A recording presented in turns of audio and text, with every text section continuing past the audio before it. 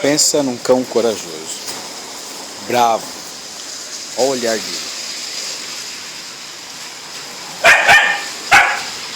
Um cão muito feroz, que até ataca sem pensar. Pode ver o ladrão,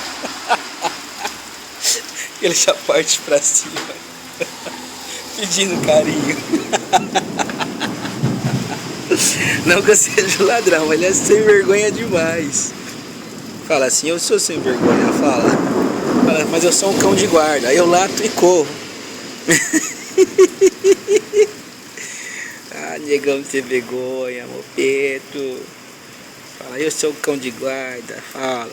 Aí quando você para de dar carinho, você se afasta. Aí lá vem ele, ó.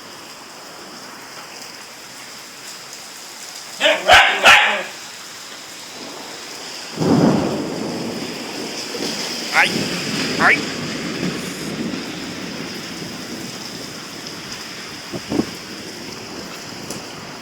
Persegue, leão. Deita. Deita aí.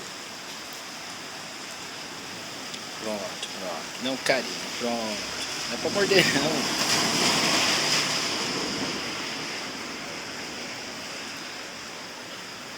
Vai pra caminha. Vai pra caminha. Anda. Vai pra casinha, vai. Vai pra casinha. Pra casinha.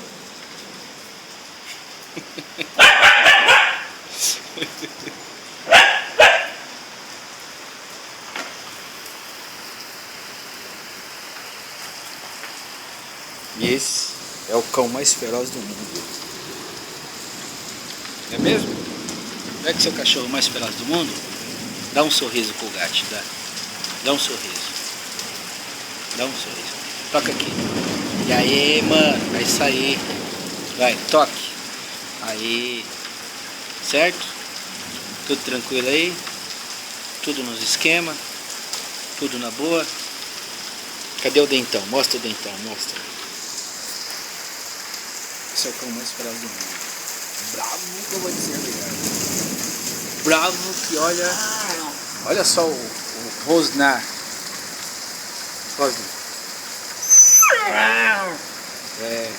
Mostra que você é bravo. Aê. Mostra que você morde. Mostra que você morde, mostra. Mostra que você morde. É. Fala, eu sou bravo mesmo. Pensando que eu mordo. Mostra que você morde. Aqui. Fala, eu sou um caba que mordo.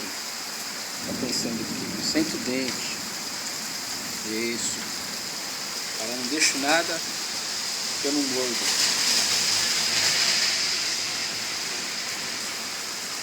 Só negão ser vergonha. Eu adoro esse cachorro.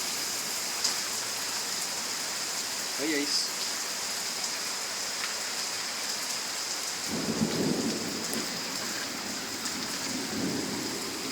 Onde você vai? Sai daí, ó.